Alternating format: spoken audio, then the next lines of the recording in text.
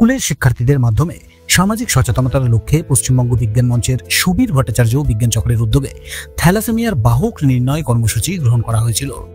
বৃহস্পতিবার জগদ্দলের মণ্ডলপাড়া বিদ্যানিকেতনে এই শিবিরটি অনুষ্ঠিত হয়। সুবীর ভট্টাচার্য বিজ্ঞান চক্রের পাশাপাশি স্কুলের শিক্ষক শিক্ষিকা এবং আর.জি. কর মেডিকেল কলেজের থ্যালাসেমিয়া ইউনিটের বিশেষজ্ঞরা এদিনের শিবিরে সহযোগিতার হাত বাড়িয়ে দিয়েছিলেন।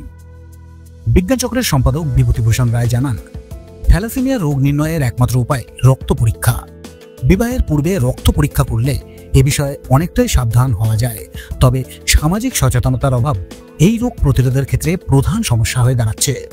এ কারণেই প্রতিটি স্কুলে শিবিরের মাধ্যমে শিক্ষার্থীদের এই মারণ রোগের সম্পর্কে সচেতন করলেই তাদের মাধ্যমে সমাজে সচেতনতা বার্তা পৌঁছে যাবে। আমাদের এলাকায় প্রচুর স্কুল আমার সাথে যোগাযোগ করছে, নয়াগিরি থেকে, খাসড়াপাড়া থেকে, আমাদের সামনাপুর থেকে এই থ্যালাসেমিয়ার জন্য আমাদের ওনাদের সহযোগিতা আমরা একান্ত কামনা করি।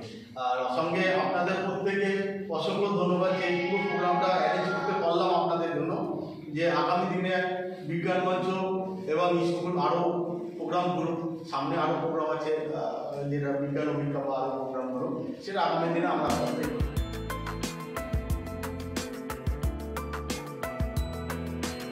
জগদ্দল থেকে রাজু রায়চৌধুরী, আজকের সংবাদ।